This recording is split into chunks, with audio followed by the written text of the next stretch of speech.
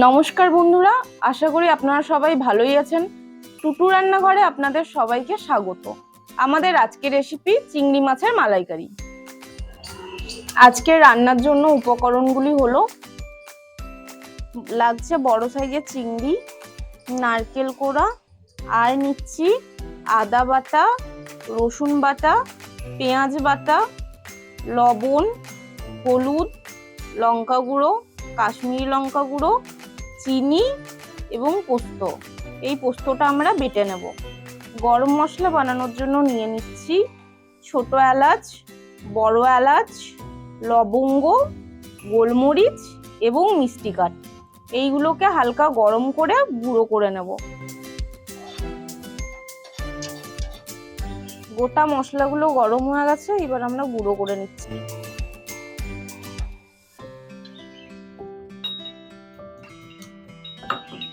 নারকেলের দুধ বের করার জন্য নারকেল কোড়ার মধ্যে হালকা গরম জল দিয়ে রেখে দেবো খানিকক্ষণ। মালাইকারির জন্য আলু কেটে নিচ্ছি।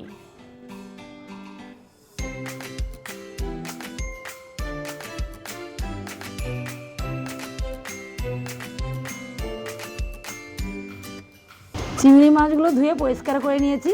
এতে এবার নুন হলুদ মাখিয়ে নিচ্ছি।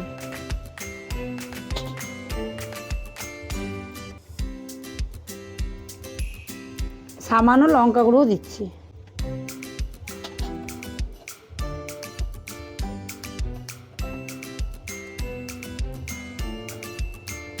নুন হলুদ আর লঙ্কা গুঁড়ো ভালো করে চিংড়ি মাছগুলোতে মাখিয়ে নিতে হবে।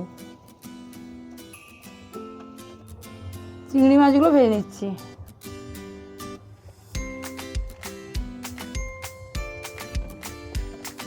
তেল গরম হয়ে গেছে, দিয়ে দিচ্ছি চিংড়ি মাছগুলো।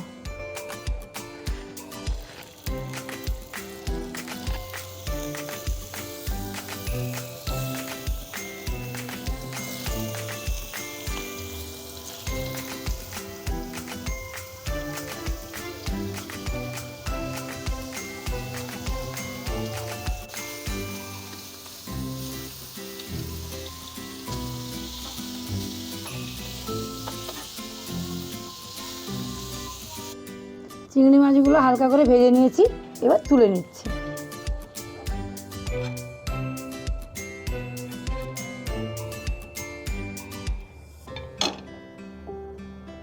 এবার আলুগুলো ভেজে নিচ্ছি।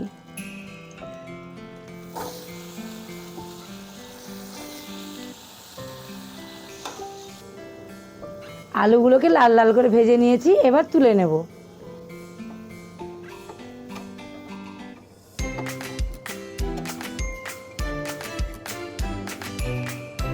নারকেলের দুধটা বের করে নিচ্ছি।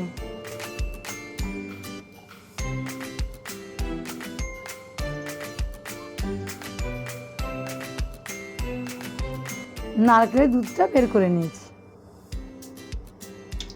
তেল গরম হয়ে গেছে, দিয়েছি রসুন বাটা।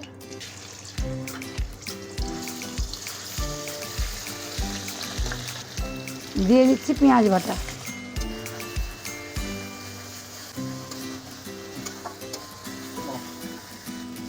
দিয়ে দিচ্ছি আদা বাটা। এগুলো ভালো করে একটু ভেজে নেব।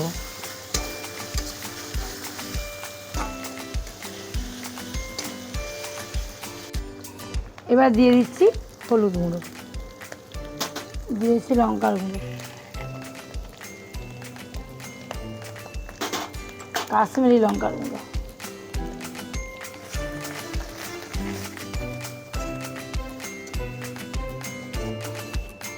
দিয়ে দিচ্ছি সামান্য চিনি। এটা দিতেও পারেন, নাও দিতে পারেন।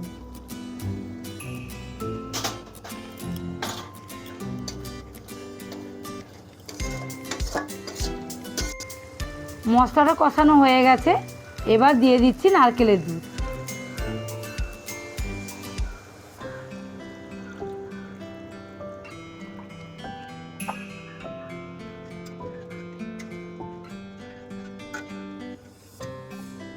নারকেলের দুধটা একটু ফুটিয়ে নিচ্ছি। এটা ফুটে গেলে চিংড়ি আর আলুগুলো দিয়ে দেবো।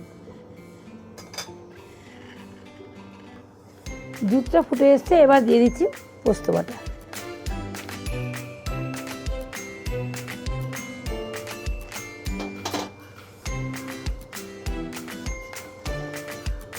এতে দিয়ে দিচ্ছি আলু আর চিংড়ি মাছগুলো।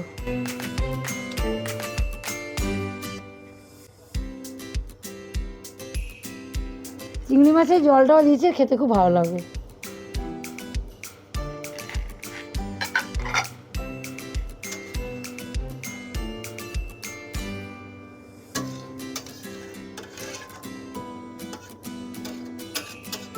এটা একটু ফুটতে সময় দেব। আলাদা কোনো হয়তো জল দেবো না, নারকেল দুধটাই ফুটিয়ে গ্রেভি করে নেব।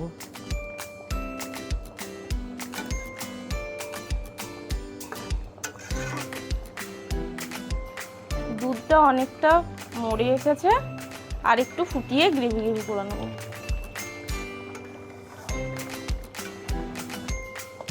রান্নাটা প্রায় হয়ে গেছে, এবার দিয়ে দিচ্ছি ঘি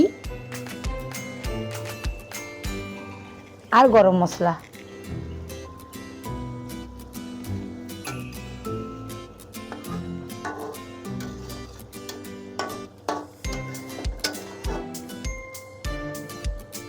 প্রস্তুত আমাদের চিংড়ি মাছের মালাইকারি।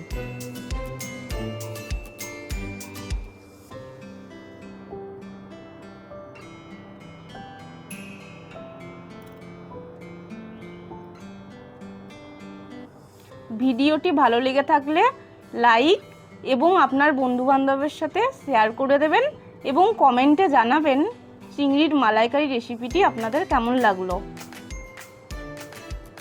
এবং টুটু রান্নাঘর চ্যানেলটি সাবস্ক্রাইব করে আমাদের পাশে থাকবেন। আজকের মতো এখানেই বিদায়, আবার দেখা হবে নতুন কোনো রেসিপি নিয়ে। ততক্ষণ আপনারা ভালো থাকুন, সুস্থ থাকুন। নমস্কার।